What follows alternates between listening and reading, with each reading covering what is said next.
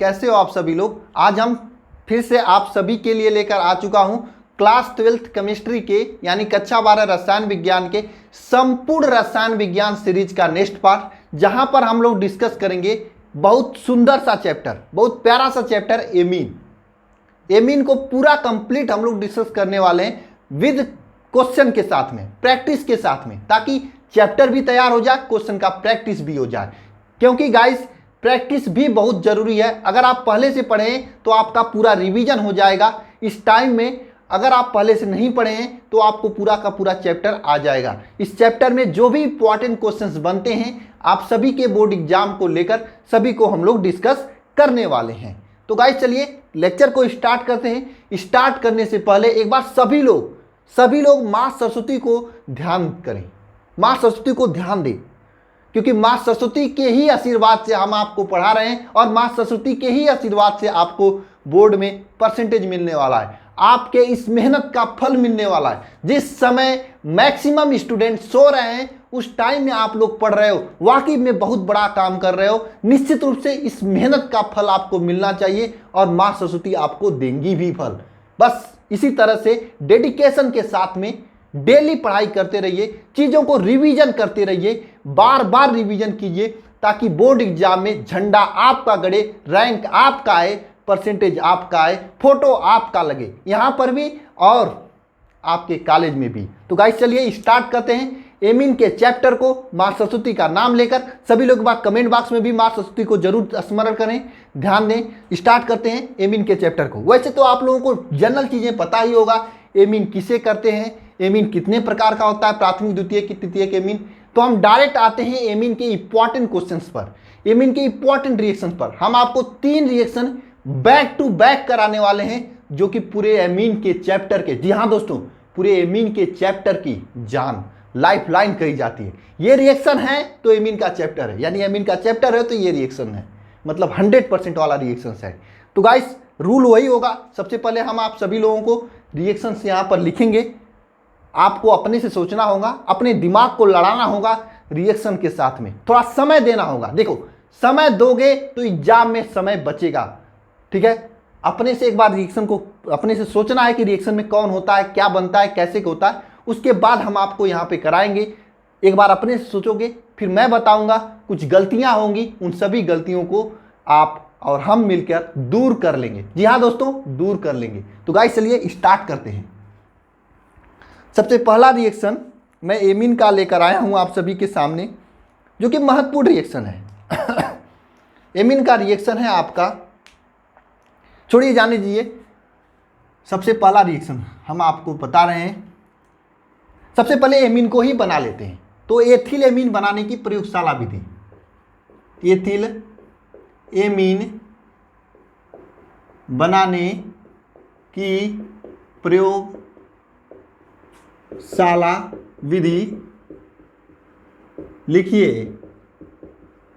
जी हाँ दोस्तों, ये क्या प्रश्न है कि एथिल एमीन बनाने की प्रयोगशाला विधि, आपको एथिल एमीन बनाने की प्रयोगशाला विधि को वर्णन करना है। तो मैं एथिल एमीन बनाने की प्रयोगशाला विधि का रिएक्शन यहां पर लिखकर आपको समझाऊंगा, याद कराऊंगा, क्योंकि इसी रिएक्शन को कहा जाता है हाफ मैन ब्रोमाइड रिएक्शन,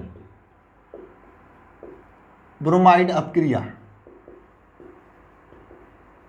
यही अपक्रिया आपकी कही जाती है हाफ मैन ब्रोमाइड अपक्रिया। जी हाँ दोस्तों, इसी रिएक्शन को कहा जाता है हाफ मैन ब्रोमाइड रिएक्शन। ये दोनों नाम से पूछी जाती है। कभी कभी आपसे पूछता है बोर्ड कि एथिल एमीन बनाने की प्रयोगशाला विधि का वर्णन कीजिए, तो भी आप यही लिखोगे हाफ मैन ब्रोमाइड अपक्रिया। हाँ, हाफ मैन ब्रोमाइड अपक्रिया अगर पूछ दे तब पर भी आप यही लिखोगे, ठीक है। सोच लिए हो आप सभी लोग, इसमें किसके साथ में अपक्रिया होती है, क्या प्रोडक्ट के रूप में बनता है, इसमें कैसे अपक्रिया होती है, ये सभी पॉइंट्स आपके दिमाग में आने चाहिए। सोच लिए होंगे, अगर सोचे हैं तो एक बार कमेंट बॉक्स में कमेंट करके बताइए कि इसमें किसके साथ में अपक्रिया होती है, किसके साथ में अपक्रिया होती है, ठीक है। मैं बता रहा हूं आप लोगों को। देखो ये जो होता है, ये अपक्रिया जो होती है, इसमें मैं पॉइंट वाइज आपको मैं बताता हूं रिएक्शन, ताकि याद करने में भी आसानी हो और पढ़ने में भी आसानी हो। सबसे पहला पॉइंट यहाँ पर है आप सभी के लिए कि ये प्रयोगशाला में प्रोपिनोमाइड और ब्रोमीन के कास्टिक। देखिए प्रोपिनाइड प्रयोगशाला में हम किसको किसको लेते हैं, प्रोपेनोमाइड व ब्रोमीन तथा कास्टिक यानी NaOH लिख दो, ठीक है, NaOH के, यानी प्रयोगशाला में हम 3 चीजों को लेते हैं। कौन कौन से लेते हैं, NaOH नहीं KOH, कास्टिक पोटास के NaOH भी ले सकते हो आप लोग, लेकिन KOH को ही लो, ठीक है। प्रयोगशाला में 3 प्रोडक्ट लेते हैं हम लोग, प्रोपेनोमाइड, ब्रोमीन और KOH कास्टिक पोटास। इन तीनों को लेकर अपक्रिया कराई जाती है। प्रोपेनोमाइड, ब्रोमीन और कास्टिक पोटास, इन तीनों को लेकर अपक्रिया कराई जाती है। कराने के पश्चात आपका एमीन प्राप्त होता है। क्या प्राप्त होता है, एथिल एमीन प्राप्त होता है। इतना बड़ा रिएक्शन आपके हाथों में हो गया कि प्रयोगशाला में प्रोपेनोमाइड, ब्रोमीन और कास्टिक पोटास को लेते हैं और अभिक्रिया कराते हैं। बात समझ में आई। प्रयोगशाला में प्रोपेनोमाइड, ब्रोमीन और कास्टिक पोटास को लेते हैं और अपक्रिया कराते हैं। अपक्रिया कराने के पश्चात एथिलेमीन प्राप्त होता है और इस अपक्रिया को कहते हैं, क्या कहते हैं, इस अपक्रिया को कहते हैं हाफमैन ब्रोमाइड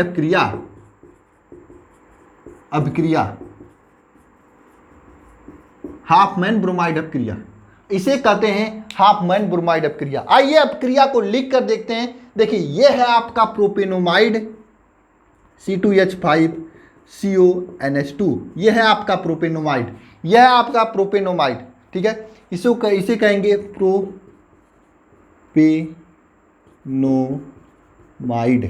कहेंगे प्रोपेनोमाइड, ये है आपका ब्रोमीन और ये है आपका KOH। अब इसको हम संतुलित करते हैं, संतुलित रिएक्शन को ध्यान देते हैं। ये आपका Br2 होगा, ये 4KOH होगा। इसके साथ में यह अपक्रिया करता है। अपक्रिया करने के पश्चात देखो ये CO निकल जाता है। जी हाँ दोस्तों, ये CO यहाँ से निकल जाता है बाहर, ये CO यहाँ से निकल जाता है, बनता है यहाँ पर C2H5NH2, जिसे आप लोग कहोगे एथिल एमीन। इसे क्या कहोगे, इसे कहोगे एथिल एमीन, ठीक है। बचेगा क्या यहाँ पर, बचेगा यहाँ पर K2CO3 बचेगा। साथ में आपका बचेगा यहाँ पर K2KBr बचेगा, 2KBr और 2H2O। ये पूरी अपक्रिया कही जाती है हाफमैन ब्रोमाइड अपक्रिया। क्या कही जाती है, हाफमैन ब्रोमाइड अपक्रिया। क्या कही जाती है, हाफमैन ब्रोमाइड अपक्रिया, ठीक है। क्या क्या होता है इसमें, देखिए इसमें एक तो एमाइड होता है, एक ब्रोमीन होता है, एक पोटेशियम हाइड्रोक्साइड होता है, एमाब्रोको, इसे याद रख सकते हैं,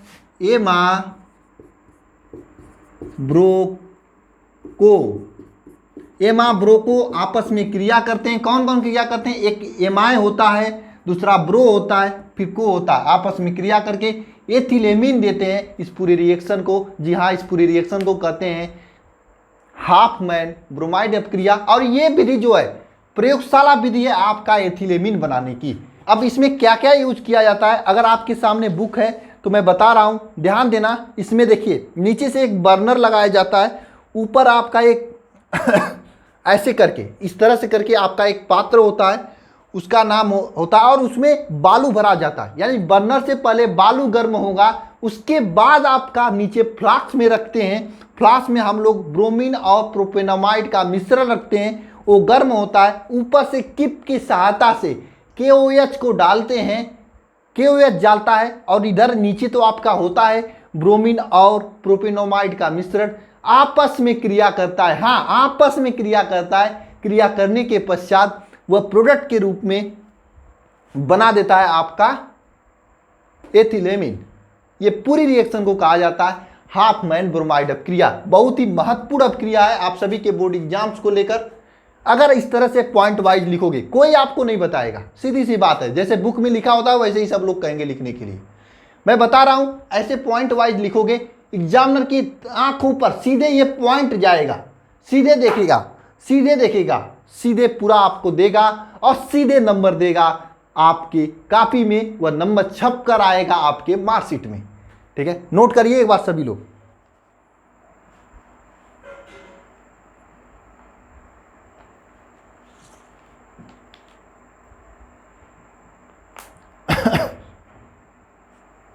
इसके बाद हम आपको एक नेक्स्ट अपक्रिया बताने जा रहे हैं जो कि एथिलएमीन बनाने की ही एक विधि है। अगर हाँ आपसे क्वेश्चन पूछ दे कि एथिलएमीन बनाने की 3 विधि या 2 विधि का वर्णन कीजिए, वैसे एग्जाम में 2 विधि का ही पूछता है। अगर पूछ दे तब पर भी आप लिख लोगे, एक ये विधि लिख लेना, 2 विधि और हम आपको बता रहे हैं, उन कुल मिला के 3 विधि आपको हो जाएंगे, लिख लेना, कोई नहीं रोकेगा आपको, कोई दिक्कत नहीं होगा। लिख कर आना, पूरे छाप कराना, आग लगा कर आना अपने कॉपी पे। ठीक है, नेक्स्ट है आपका एथिलएमीन बनाने की विधि है, वह अपक्रिया है। मैं आपको भी परसों या लास्ट लेक्चर में ही बताया था, लास्ट लेक्चर में शायद बताया था, क्योंकि देखिए ये जो अपक्रिया है आपको इसमें कार्बोक्सिलिक एसिड से क्रिया होती है, तो जरा दिमाग लगाइए किसमें कार्बोक्सिलिक एसिड से क्रिया करके एमीन बनता है, प्राथमिक एमीन बनता है। जरा बताइए किस अपक्रिया में बनता है, एक बार कमेंट बॉक्स में लिखकर सभी लोग जरा बताएं हमें कि किस अपक्रिया में 2 चीजें होती हैं, कार्बोक्सिलिक अम्ल होता है, उससे आपका एमीन बनता है। और ये क्वेश्चन इस तरह से भी पूछा जाता है, कैसे प्राप्त करोगे कार्बोक्सिलिक अम्ल से, यानी एथिल एसीटेट से, सॉरी एथिल एसीटेट नहीं, CH3COOH, इसे क्या कहा जाता है, ठीक है, हाँ, कैसे प्राप्त करोगे CH3COOH से, कैसे प्राप्त करोगे CH3COOH से प्राथमिक एमीन, ऐसे भी क्वेश्चन पूछ लेता है। और वैसे मैं आपको कराने वाला हूं, कैसे प्राप्त करोगे वाला रिएक्शन मैं कराने वाला हूं, आपको टेंशन नहीं लेना है। कैसे प्राप्त करोगे कि 50 रिएक्शन आपको कराऊंगा और 50 रिएक्शन से आपके बोर्ड के पेपर को फाड़ कराऊंगा।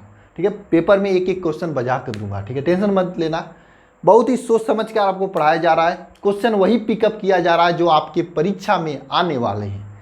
क्या परीक्षा में आने वाले हैं। ठीक है, कैसे प्राप्त करोगे इससे CH3COOH से प्राथमिक एमीन, कैसे प्राप्त करोगे, ये क्वेश्चन पूछता है। और मैं बता रहा हूं ये है आपकी इस अपक्रिया का नाम है स्मिट अपक्रिया से, स्मिट अभिक्रिया। अब कोल्बे स्मिट अपक्रिया मत समझ जाना अपक्रिया। कुछ लोग, मैं टेस्ट लिया था केमिस्ट्री का, कुछ लोग स्मिट अपक्रिया को कोल्बे स्मिट अपक्रिया समझकर, मैं वहां पे कोल्बे स्मिट अपक्रिया पूछा था तो वहां पे लिख दिए थे स्मिट अपक्रिया, गलती किए थे। आप ऐसा मत कर देना एग्जाम में, मैं बता दे रहा हूं आपको, टीचर के साथ पढ़ने से यही फायदा होता है, वे ये भी बताता कि अक्सर स्टूडेंट कहाँ पे गलती करते हैं। ठीक है अब स्मिट अपक्रिया के बारे में बताना है आपको, और स्मिट अपक्रिया से ही आप CH3COOH से आप एमीन, प्राथमिक एमीन प्राप्त करोगे। इसमें क्या होता है, इस अपक्रिया में कार्बोक्सिलिक अम्ल हाइड्रोजोइक अम्ल के साथ क्रिया करके H2SO4 की उपस्थिति में, इसमें क्या होता है, कार्बोक्सिलिक अम्ल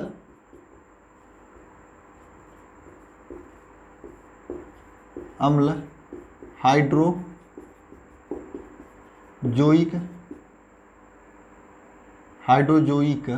जिसे आप लोग N3H लिखते हो, इस हाइड्रोजोइक अम्ल के साथ में इस हाइड्रोजोइक अम्ल के साथ में अभिक्रिया करके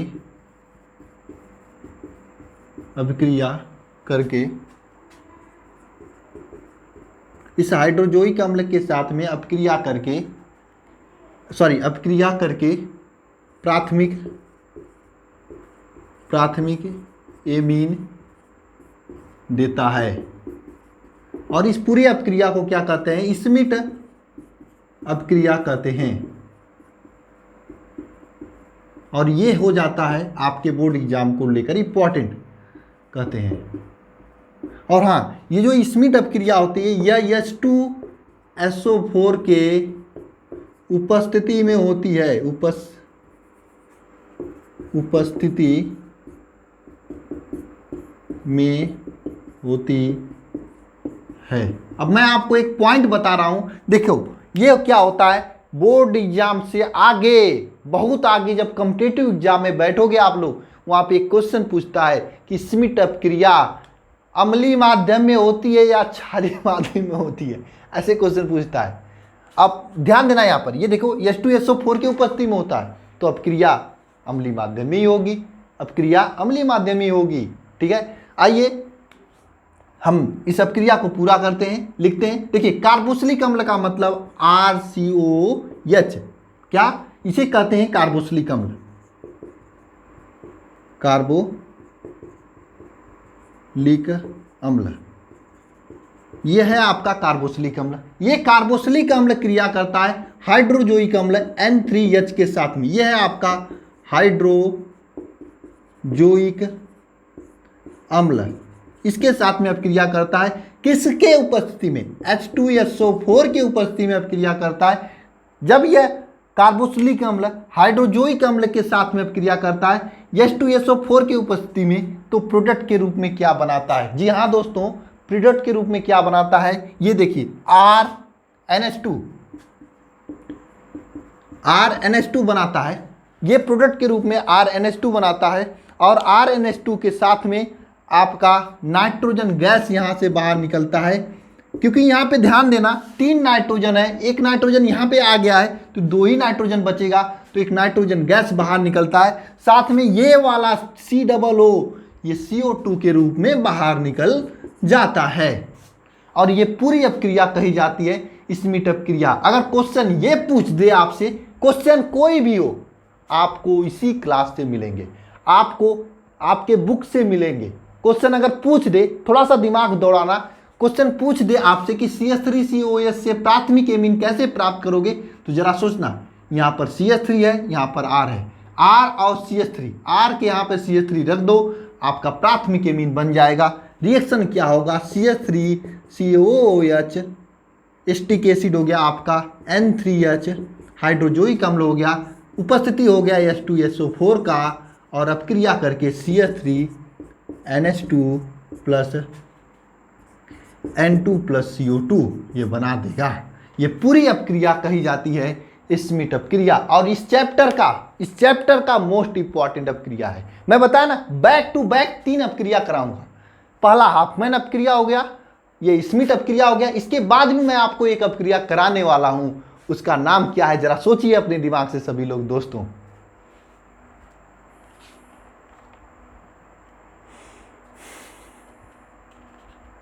इसके बाद मैं एक बहुत ही भयंकर अपक्रिया कराने वाला हूं, जरा सोचिए कौन सी अपक्रिया वह हो सकती है जो कि बहुत ही भयंकर अपक्रिया है।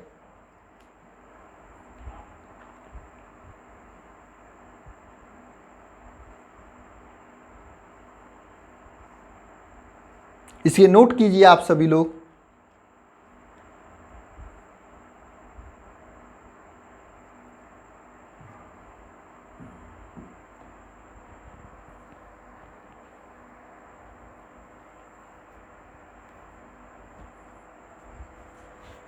इसे नोट कीजिए सभी लोग जल्दी। हो गया आप लोग अपने दिमाग में नोट कीजिएगा, ठीक है। कॉपी में तो लिखेंगे, साथ में दिमाग में भी लिखिएगा, चीज़ें आपको यहाँ पर ही समझ में आएंगी, ठीक है। अब इसके बाद बहुत ही महत्वपूर्ण अपक्रिया डिस्कस करने जा रहे हैं हम लोग।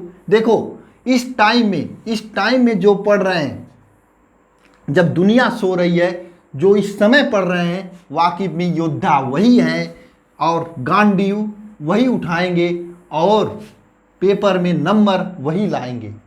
जी हाँ, पेपर में नंबर वही लाएंगे जो इस समय पढ़ रहे हैं। सही बता रहा हूं मैं। जो ये इस टाइम को बर्बाद नहीं कर रहे हैं उसका परसेंटेज बर्बाद नहीं होने वाला, जो इस टाइम को बर्बाद कर रहे हैं उसका परसेंटेज बर्बाद हो जाएगा, ये जान कर रखना। क्योंकि इतना अचानक डेट आएगा एग्जाम्स का, और एग्जाम ऐसे होगा कि आपको पता ही नहीं चलेगा एग्जाम हो गया, रिजल्ट आ गया। 1 सप्ताह में एग्जाम हो सकता है, 5 ही तो पेपर हैं आप सभी लोगों के, 2-2 दिन का गैप है, 10 दिन में एग्जाम कंप्लीट। और 10 दिन पहले आपको बताएंगे, खाक नहीं आप 10 दिन में कुछ तैयार कर पाएंगे। इसलिए तैयारी लगातार करते रहना, छोड़ना मत, नहीं तो बना बनाया परसेंटेज में पानी फिर जाएगा। चलिए नेक्स्ट क्वेश्चन है आपका, तीसरी अपक्रिया है कार्बिल एमीन अभिक्रिया। कार्बिन एमीन अपक्रिया, ये अपक्रिया है आप सभी के सामने कि कार्बिन एमीन अपक्रिया क्या है। अपक्रिया आपके लिए कार्बिन एमीन अपक्रिया, कार्बिन एमीन अपक्रिया एक बहुत ही महत्वपूर्ण निहायत तो तबीयत सही नहीं है, ठीक है, बहुत ही महत्वपूर्ण अपक्रिया, निहायत ही बहुत ही महत्वपूर्ण अपक्रिया आप सभी के बोर्ड एग्जाम को लेकर। जरा सोचना आप सभी लोग इसमें किसके साथ में अपक्रिया होती है, जरा सभी लोग कमेंट बॉक्स में कमेंट करके बताना, क्या कार्बिल एमीन अपक्रिया प्राथमिक प्राथमिक प्राथमिक द्वितीयक प्राथमिक द्वितीयक और तृतीयक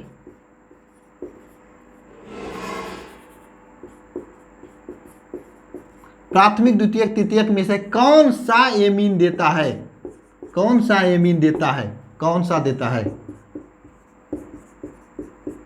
सा देता है। कार्बिल एमीन अपक्रिया प्राथमिक द्वितीयक तृतीयक में से कौन सा एमीन देता है, इसमें से केवल एक ही देता है। और कार्बिल एमीन अपक्रिया इन तीनों के बीच में अंतर करने के लिए आप यूज कर सकते हैं। अरे सही बात है, अगर आपके गिलास में ले आकर यहाँ पर ये प्राथमिक वाला रख दें, द्वितीयक वाला रख लें, तृतीयक वाला रख दें, तो आप कैसे बता पाओगे, कैसे बता पाओगे कौन सा प्राथमिक है, कौन सा द्वितीयक है, कौन सा तृतीयक है। लेकिन अगर आप हमसे पढ़े होंगे, कार्बिल एमीन अपक्रिया को जानेंगे, तो आप सीधे बता देंगे कि यह है प्राथमिक, यह है द्वितीयक, यह है तृतीयक। यह मेहनत है आपके गर्मियों में पढ़ने का, यह मेहनत है पसीने का, ठीक है। चलिए जानते हैं कार्बिल एमीन अपक्रिया क्या है। आप लोगों में से काफ़ी लोग सही जवाब दे रहे हैं इसका। कार्बिल एमीन अपक्रिया, देखिए सबसे पहली बात, कार्बिल एमीन अपक्रिया कैसे होती है। ये जो कार्बिल एमीन अपक्रिया होती है, यह एलिफैटिक तथा एरोमेटिक प्राथमिक एमीन से क्रिया होती है। यह एलिफैटिक तथा एरोमेटिक प्राथमिक एमीन से ही क्रिया करता है, क्रिया देता है। तो समझ में आया आप लोगों का, ये कार्बिल एमीन अपक्रिया कौन देता है, एलिफैटिक हो या फिर एरोमेटिक हो, वो भी प्राथमिक एमीन ही देता है, द्वितीयक तृतीयक नहीं देते हैं। सबसे बड़ी बात समझ में आई। ये जो प्राथमिक द्वितीयक तृतीयक में से केवल प्राथमिक एमीन ये अपक्रिया देता है, कार्बिन एमीन अपक्रिया, द्वितीयक तृतीयक नहीं देते हैं, द्वितीयक तृतीयक नहीं देते हैं, ठीक है।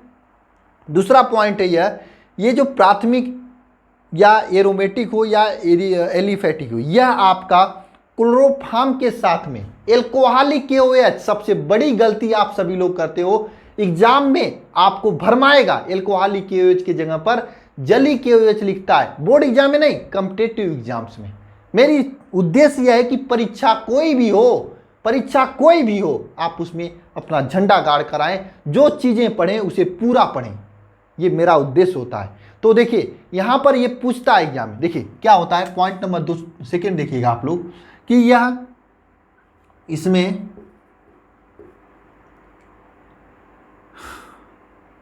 इसमें जो है आपका प्राथमिक एमीन जो है क्रिया करता है किसके किसके साथ में, प्राथमिक एमीन क्रिया करता है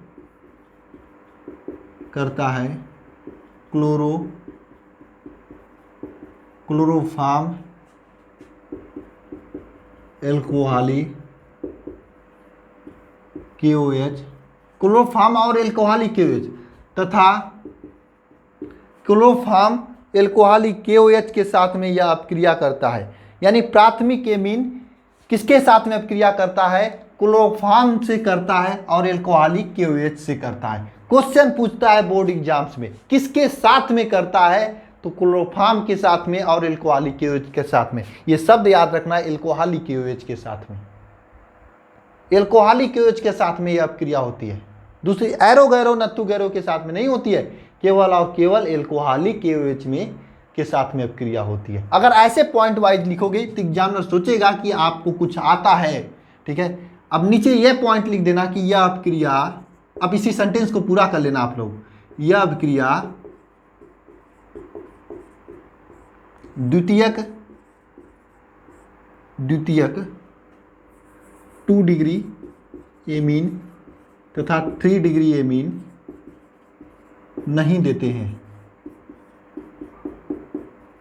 यह अपक्रिया 2 डिग्री और 3 डिग्री एमीन नहीं देते हैं। आइए देखते हैं, रिएक्शन को लिखते हैं कैसे होती है यह अपक्रिया।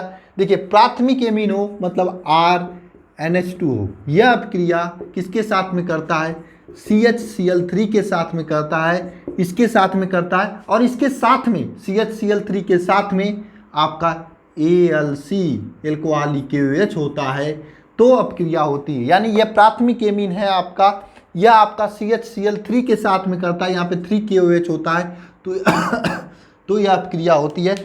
यह अपक्रिया होती है तो इस अपक्रिया में लास्ट में आपको एक सुगंध युक्त दुर्गंध, ये सुगंध नहीं कर सकते हो, दुर्गंध कर सकते हो, क्योंकि इतना बुरा महकता है ना। मैं लैब में देखता हूँ, जब ये अपक्रिया मैं लैब में किया हूँ, मुझे गर्व है कि मैं ये अपक्रिया लैब में किया हूँ, मैं ऐसे कॉलेज से पढ़ा हूँ, ठीक है। जब यह अपक्रिया होती है ना, इतना गंदा महकता है, मैं कैसे बता सकता हूँ कि किस तरह से महकता है, बहुत ही दुर्गंध आती है, यानी दुर्गंध आती है, और प्रोडक्ट के रूप में RNC बनता है NC बनता है, आइसोसाइनाइड,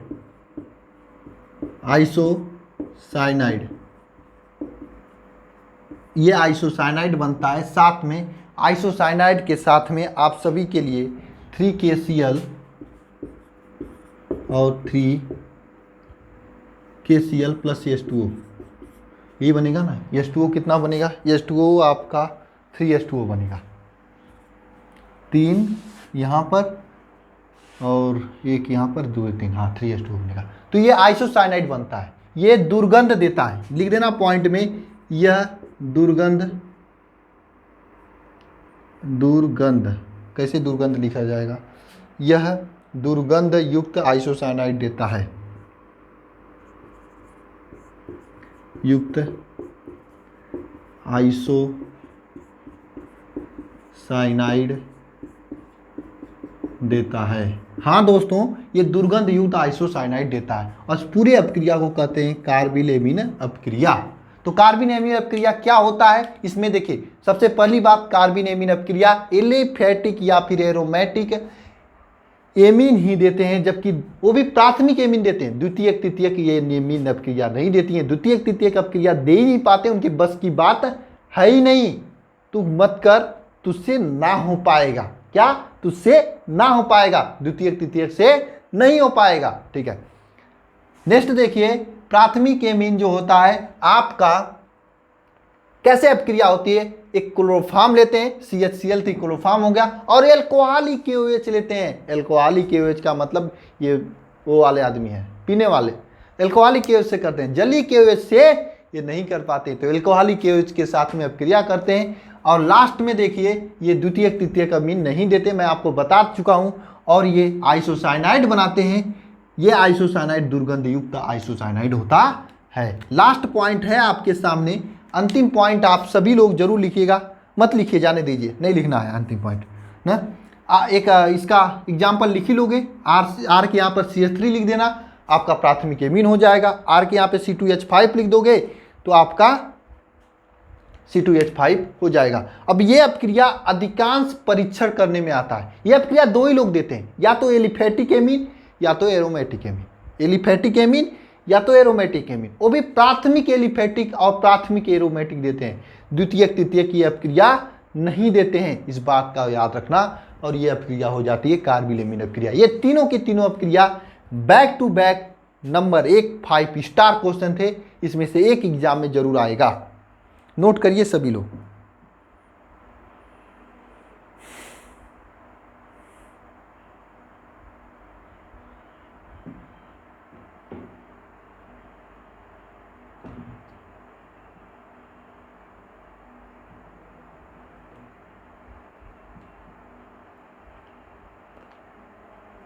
चलिए अब नेक्स्ट क्वेश्चन की ओर चलते हैं। नोट कर लीजिए सभी लोग। तब कुछ लोग कह रहे हैं सर नोट कर ले रहे हैं।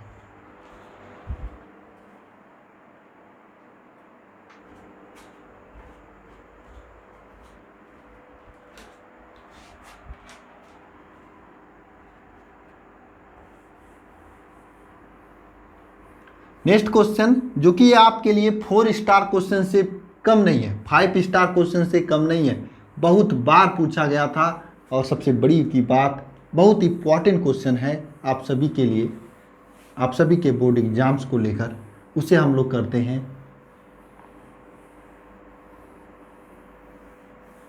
अब पूरे चैप्टर के इंपॉर्टेंट क्वेश्चन हम लोग इसी तरह से करेंगे। क्वेश्चन क्या है, बेंजीन सल्फोनिक अम्ल से एनिलीन कैसे प्राप्त करेंगे। हाँ दोस्तों, क्वेश्चन है कि बेंजीन सल्फोनिक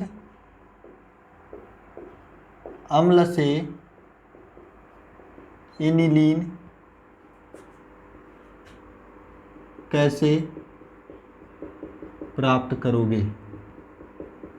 ठीक है, बेंजीन सल्फोनिक अम्ल से एनिलीन कैसे प्राप्त करोगे, और एनिलीन का कार्बिन एमीन अपक्रिया लिखना है, एनिलीन का कार्बिन एमीन अपक्रिया लिखना है तथा एनिलीन का डाईएजुटीकरण अपक्रिया लिखना है।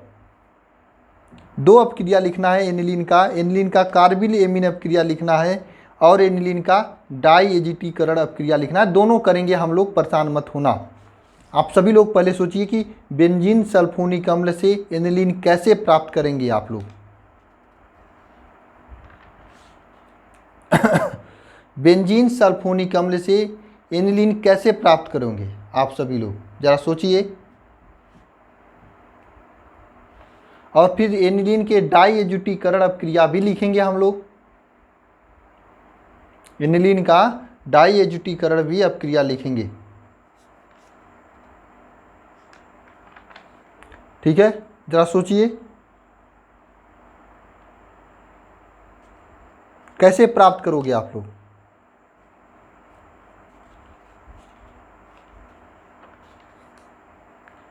कैसे प्राप्त करोगे,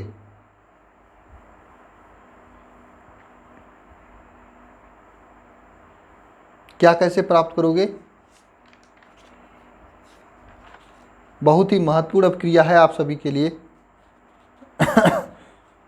चलिए सबसे पहले हम लोग एनिलीन से, मतलब बेंजीन सल्फोनिक अम्ल से एनिलीन प्राप्त करते हैं। आपको मालूम होगा एनिलीन का जो सूत्र होता है ये होता है,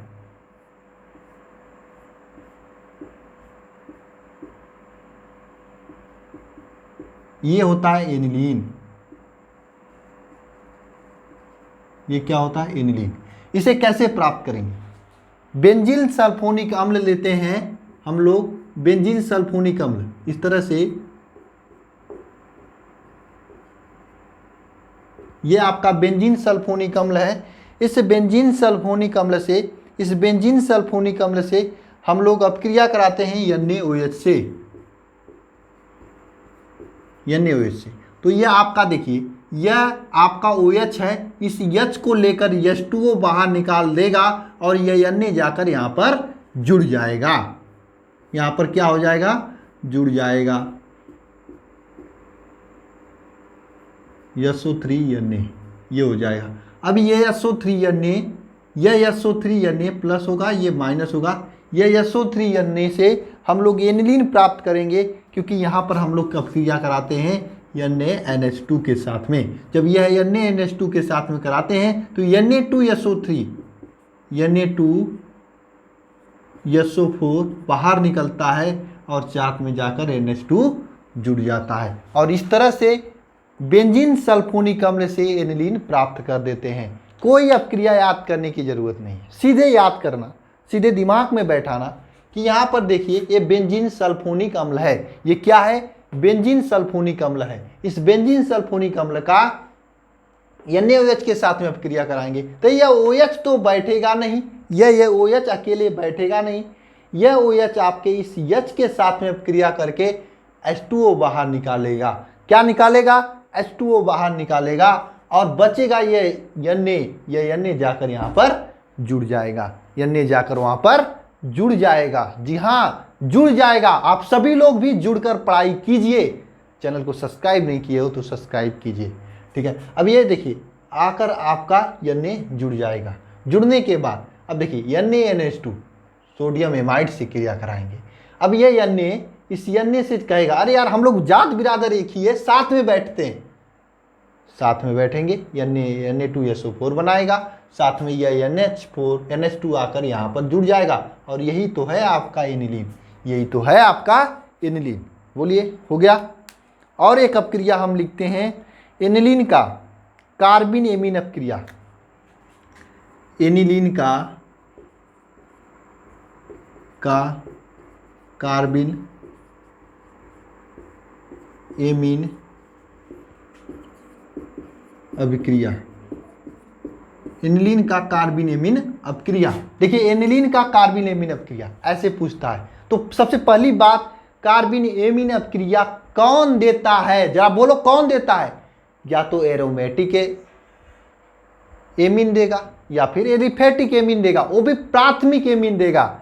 या तो एरोमेटिक देगा, या तो एरोमेटिक देगा, या फिर एलिफेटिक देगा, वो भी प्राथमिक देगा, प्राथमिक देगा। द्वितीयक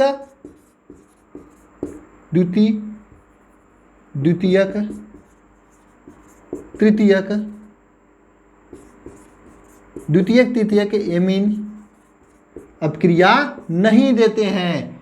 बस एरोमेटिक या एलिफेटिक प्राथमिक एमीन यह अपक्रिया देता है। बात समझ में आई। एरोमेटिक या फिर एलिफेटिक प्राथमिक एमीन यह अपक्रिया देता है, द्वितीयक तृतीयक अपक्रिया नहीं देते हैं, द्वितीयक तृतीयक अपक्रिया नहीं देते हैं। बात समझ में आया।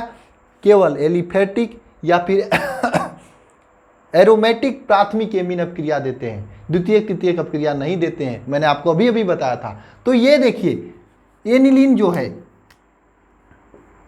ये है, ये एनिलीन होता है, NH2 यहां पर जुड़ता है, तो ये आपका क्या है, एलिफेटिक है, वो भी प्राथमिक एमीन अपक्रिया है। यह क्रिया करता है किसके साथ में, क्लोरोफॉर्म CH क्लोरोफॉर्म के साथ में 3KOH। जरा बताओ ये KOH क्या होता है, एल्कोहली होता है, एल्कोहली होता है, जली नहीं होता है। इसके साथ में यह अपक्रिया करेगा।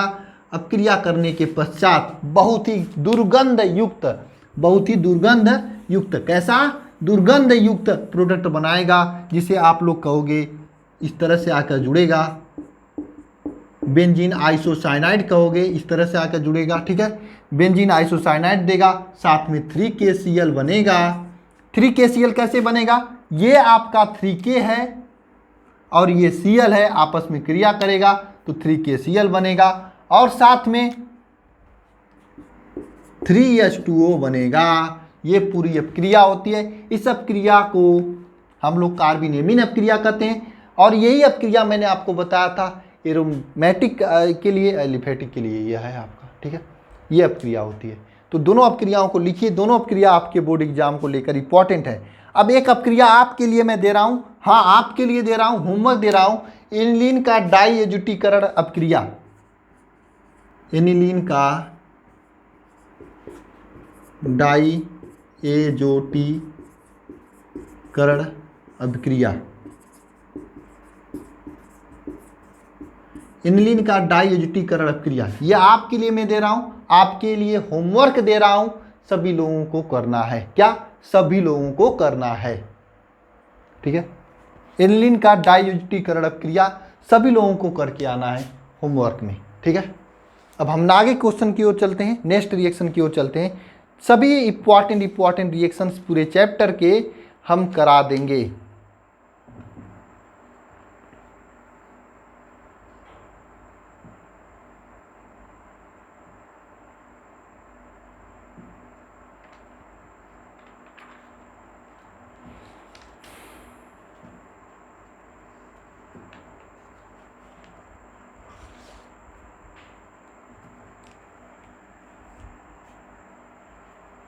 नोट कीजिए सभी लोग।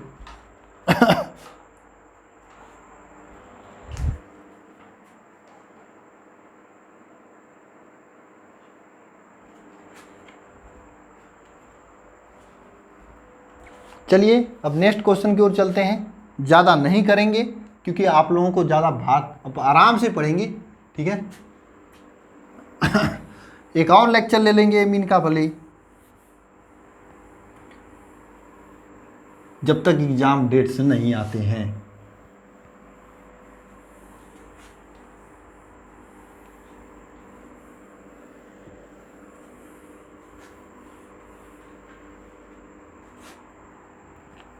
क्वेश्चन लिखते हैं, सभी लोग लिखिए क्वेश्चन को। क्वेश्चन क्या है आपके लिए, महत्वपूर्ण क्वेश्चन है कि एथिलेमीन से, कैसे लिख रहा हूं मैं,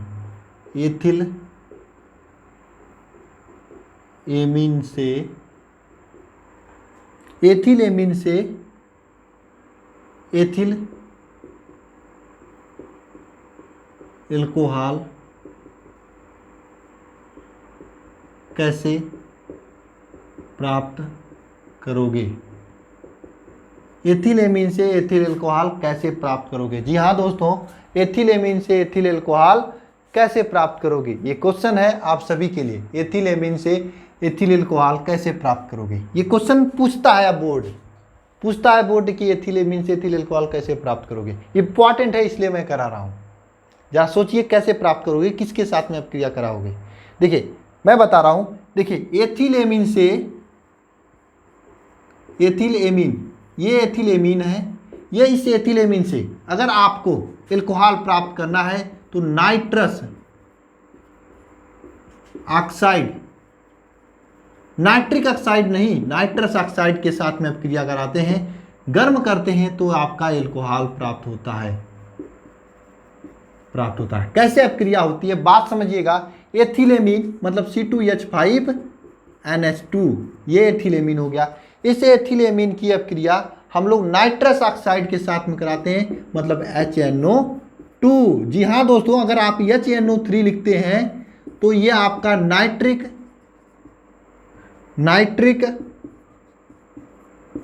ऑक्साइड हो जाता है। इस पॉइंट को जानना, अगर यहीं पर HNO2 लिखोगे तो ये नाइट्रस ऑक्साइड हो जाएगा, तो ये नाइट्रस ऑक्साइड है। इसके साथ में आप क्रिया कराएंगे तो ये आपका C2H5OH होगा, ये C2H5OH होगा, ये C2H5OH होगा, साथ में C2H5OH होगा, साथ में प्रोडक्ट के रूप में आपका बनेगा H2O और NH2।